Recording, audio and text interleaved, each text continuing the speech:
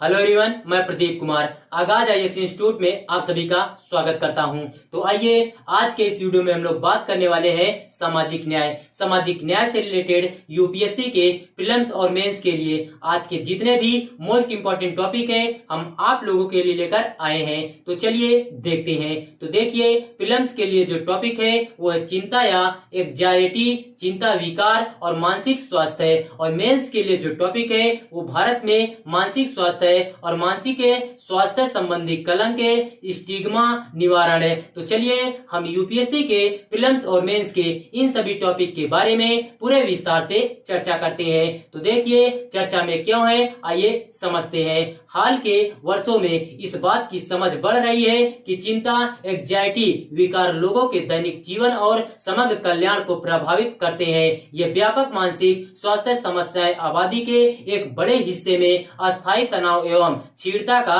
कारण बन सकती है। चिंता एक सामान्य भावना है जो अस्थायी और विघटनकारी होने पर सामान्य ग्रस्त हो सकती है। ऐसे मामले चिंता विकार के लक्षण हो सकते हैं जिस पर ध्यान देने एवं उचित उपचार की आवश्यकता होती है।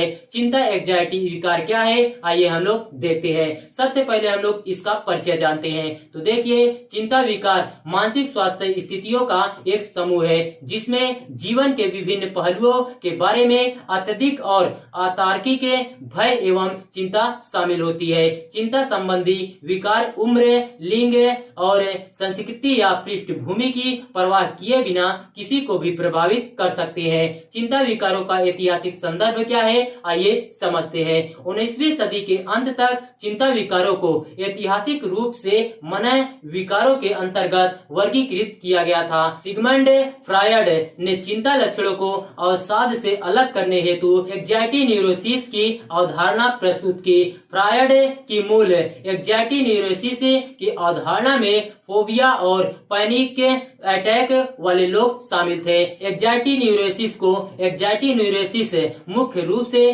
चिंता के मनोवैज्ञानिक लक्षणों वाले लोग एवं एंजाइटी हिस्टीरिया, फोबिया और चिंता के शारीरिक लक्षणों वाले लोग में वर्गीकृत किया गया है। प्रचलन क्या है, आइए समझते हैं। तो देखिए, भारत के राष्ट्रीय मानसिक स्वास्थ्य सर्वेक्षण के अनुसार भारत में न्यूरोसिस और तनाव संबंधी विकार 3.5% आबादी को प्रभावित करते हैं। ये विकार आमतौर पर महिलाओं में अधिक देखे जाते हैं तथा प्राथमिक देखभाल में अक्सर इन्हें अनदेखा कर दिया जाता है या गलत निदान किया जाता है। चिंता विकारों की शुरुआत के लिए बचपन, किशोरावस्था और प्रारंभिक वयस्कता को उच्च जोखिम वाली अवधि माना जाता है। सामान्य चिंता विकारों की नैदानिक विशेषताएं क्या है, आइए हम लोग समझते हैं। तो सबसे पहले हम लोग सामान्यीकृत चिंता विकार GAD के बारे में जानते हैं। तो देखिए, 6 महीने से अधिक समय तक चलने वाली अत्यधिक चिंता विशिष्ट परिस्थितियों तक ही सीमित नहीं है।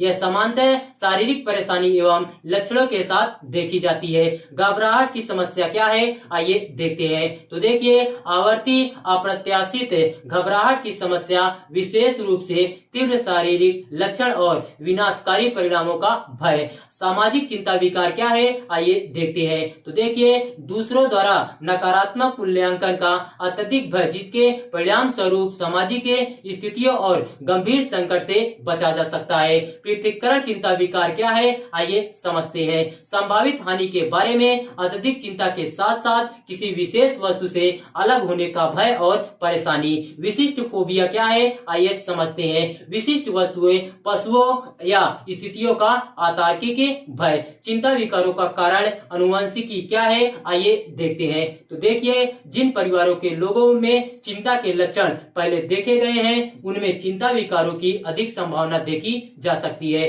जो अनुवंशिक प्रवृत्ति दर्शाता है। मस्तिष्क संरचना क्या है, आइए हम लोग समझते हैं। न्यूरोट्रांसमीटर में असंतुलन जो स्वभाव और भावनाओं को विनियमित करने के लिए जिम्मेदार है, चिंता विकारों में भूमिका निभा सकता है। व्यक्तिगत विशेषता क्या है, आइए समझते हैं। कुछ व्यक्तित्व लक्षण जैसे शर्मीला होना, आदर्शवादी या तनावग्रस्त होना व्यक्तियों को चिंता विकार विकसित होने के प्रति अधिक संवेदनशील बना सकता है। जीवन की घटनाएं क्या है, आइए हम लोग समझते हैं। तो देखिए, दुर्व्यवहार, हिंसा, हानि या बीमारी जैसे दर्दनाक या तनावपूर्ण अनुभव चिंता विकारों को ट्रिगर या बढ़ा सकते हैं। इसके विपरीत यहाँ तक कि शादी, बच्चे का जन्म या नया काम शुरू करने जैसी सकारात्मक जीवन की घटनाएं भी कुछ व्यक्तियों में चिंता पैदा कर सकती है। चिकित्सा दशाएं क्या है, आइए हम लोग समझते हैं। मधुमेह, हृदय रोग, थायराइड की समस्याएं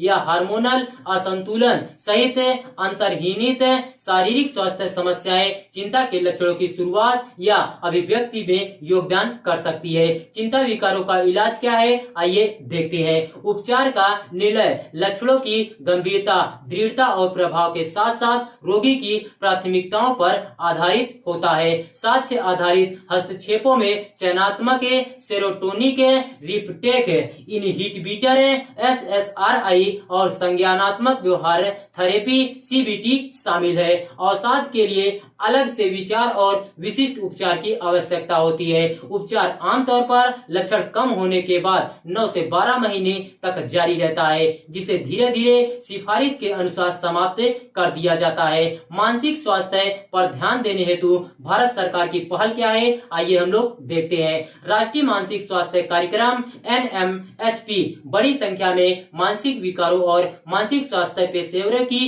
कमी को देखते हुए सरकार द्वारा वर्ष 1982 में राष्ट्रीय मानसिक स्वास्थ्य कार्यक्रम में NMHP को अपनाया गया था। प्राथमिक स्वास्थ्य देखभाल स्तर पर सामुदायिक मानसिक स्वास्थ्य सेवाएं प्रदान करने के लिए जिला मानसिक स्वास्थ्य कार्यक्रम DMHP 1996 भी शुरू किया गया था। मानसिक स्वास्थ्य अधिनियम, मानसिक स्वास्थ्य देखभाल अधिनियम 2017 के हिस्से के रूप में प्रत्येक प्रभावित व्यक्ति को सरकारी संस्थानों में मानसिक स्वास्थ्य देखभाल और उपचार तक पहुंच प्राप्त है। इससे IPC की धारा 309 का महत्व काफी कम हो गया है और आत्महत्या का प्रयास केवल अपवाद के रूप में दंडनीय है। किरण हेल्पलाइन, किरण हेल्पलाइन क्या है, आइए हम लोग देखते हैं। वर्ष 2020 में सामाजिक न्याय और अधिकारिता मंत्रालय ने मानसिक स्वास्थ्य सहायता प्रदान करने के लिए 24/7 टोल फ्री हेल्पलाइन नंबर किरण की शुरुआत की है। मनोदर्पण पहल क्या है, आइए हम लोग देखते हैं। तो देखिए, इसका उद्देश्य कोविड-19 महामारी के दौरान छात्रों, शिक्षकों और परिवार के सदस्यों को मनोसामाजिक सहायता प्रदान करना है। मानस मोबाइल ऐप क्या है, आइए हम लोग देखते हैं। भारत सरकार ने वर्ष 2021 में सभी आयु समूहों में मानसिक कल्याण को बढ़ावा देने के लिए MANAS मानसिक स्वास्थ्य और सामान्य स्थिति संवर्धन प्रणाली लॉन्च किया। तो देखिए, अगर आप लोगों को इसका PDF चाहिए तो इसका PDF हम आप लोगों को टेलीग्राम चैनल पर अपलोड कर देंगे। टेलीग्राम चैनल का नाम है आगाज IAS इंस्टीट्यूट और टेलीग्राम चैनल का लिंक हम इस वीडियो के डिस्क्रिप्शन में भी दे देंगे। आप यहां से भी जाकर टेलीग्राम चैनल को ज्वाइन कर सकते हैं और PDF डाउनलोड कर सकते हैं।